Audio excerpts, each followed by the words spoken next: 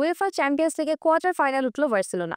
Round of 16 দ্বিতীয় লিগে বেনফিকাকে হারিয়েছে 3-1 গোলে। এই জয় ছাপিয়ে বেশি উচ্চারিত হচ্ছে ভার্সার একমাত্র মুসলিম খেলোয়াড় লামিন ইয়ামালের নাম। রোজা রেখে ইউরোপীয় ফুটবল মাতাচ্ছেন তিনি। শুধু তাই নয়, বেনফিকাকে হারানোর ম্যাচে অন্যান্য এক রেকর্ডও করেছে ইয়ামাল।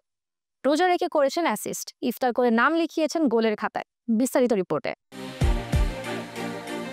মাত্র 15 বছর বয়সে বার্সেলোনার মূল দলে এসেছিলেন লামিন ইয়ামাল। এরপর থেকেই তার পারফরমেন্স বিস্ময় জায়গা নিয়ে। বয়স কি সত্যি এত কম? এত কম বয়সে এমন পারফরমেন্স কিভাবে সম্ভব?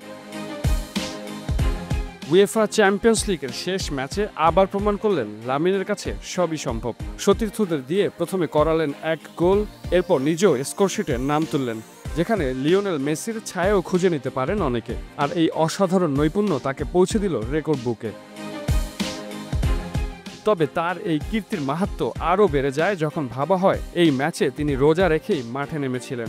ইফতারের ঠিক পূর্ব মুহূর্তে এক অ্যাসিস্ট আর ইফতারের পরপর এক গোল করে চ্যাম্পিয়ন্স লিগে নতুন ইতিহাস গড়েছেন এই বিস্ময় বালক। কাতালুনিয়ায় ম্যাচটি শুরু হয়েছিল শেষ বিকেলে। মাগরিবের সময় হয় ম্যাচের 15 মিনিটের মাথায়। তখনই শুধু পানি খেয়ে রোজা ভাঙলেন ইয়ামাল।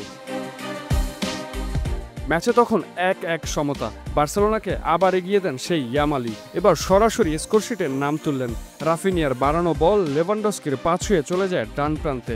সেখান থেকে দারুণ দক্ষতায় নিয়ন্ত্রণে নিয়ে টাচ লাইনের কাছ পর্যন্ত চলে যান ইয়ামাল। সবাই যখন সামনে এগিয়ে যাচ্ছিল তখনই বাঁ পায়ের চমৎকার শটে গোলকিপারকে পরাস্ত করলেন তিনি। এই গোলের মাধ্যমে ইতিহাস গড়লেন লামিন ইয়ামাল। চ্যাম্পিয়ন্স লিগের ইতিহাসে তিনি এখন সবচেয়ে কম বয়সী ফুটবলার যিনি একই ম্যাচে গোল ও অ্যাসিস্ট করেছেন। ভেঙেছেন 2014 সালে ব্রিল অ্যাম্বোলোর 17 বছর 263 দিনের রেকর্ড। শেষ পর্যন্ত 3-1 গোলের জয় নিয়ে মাঠ ছাড়ে হ্যান্সি ফ্লিকের শিষ্যরা। এদিকে লিভারপুলের দম্বগুড়িয়ে অ্যানফিল্ডে শেষ হাসি হাসে পিএসজি। লা পারিসিয়ানরা ম্যাচটি জেতে টাই ব্রেকারে। এতেই চ্যাম্পিয়ন্স লিগে উঠতে থাকা অলরেডদের বিদায় নিশ্চিত হয়।